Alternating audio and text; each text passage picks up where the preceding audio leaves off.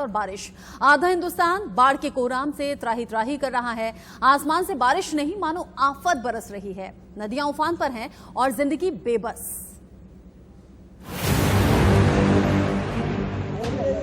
आगे sir, anchor फंसाइए ना sir.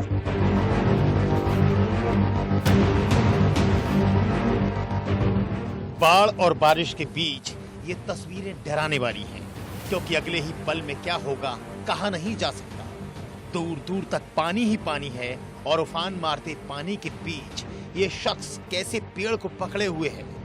ये तस्वीर बिहार के मोतिहारी की है, जहां आई प्रलयकारी बाढ़ में चंपारण तटबंध टूटने से संग्रामपुर के कई गांवों में गंडक नदी का पानी फैल गया और इसी बाढ़ के पानी में ये शख्स फंस गया।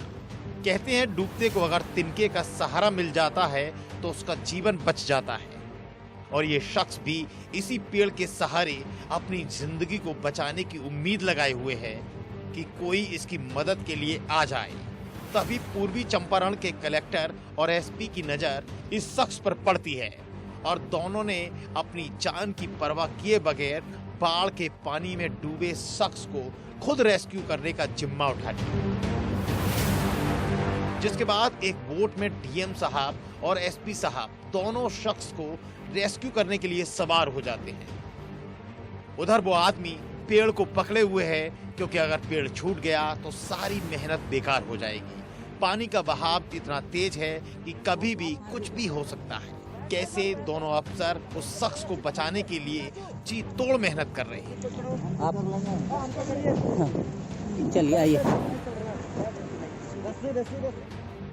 कोशिश पर कोशिश की जा रही है और आखिरकार दोनों की मेहनत रंग लाती है और जल्दी ही उस शख्स को रेस्क्यू कर बचा लिया जाता है।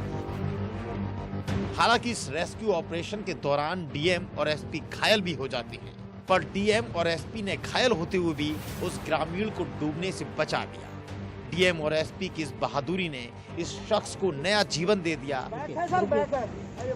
रस्सी पकड़ लीजिए चाचू, रस्सी पकड़ो आप। चलिए आइए। दरअसल बाढ़ के पानी में ऐसे कई लोगों की जिंदगी जा चुकी है। वो तो भला हो कलेक्टर साहब और एसपी साहब का जो शख्स को बचा लिया, नहीं तो हर तरफ बाढ़ और बारिश से हाहाकार मचा हुआ है। Bureau report, India news. तस्वीरें देखकर आप लोगों के बाढ़ में फंसे होने के बाद की जिंदगी का अंदाजा लगा सकते हैं और आधा हिंदुस्तान इसी तरीके से भुखमरी की कगार पर है। न खाने के लिए कुछ है, न रहने के लिए छत है। हालांकि एनडीआरएफ की टीमें लगातार सक्रिय हैं, लोगों को सुरक्षित स्थानों पर पहुंचाया जा रहा है। एक ब्रेक के लिए रुक रहे हैं, ब्रेक के उस पार भी खबरें जारी हैं।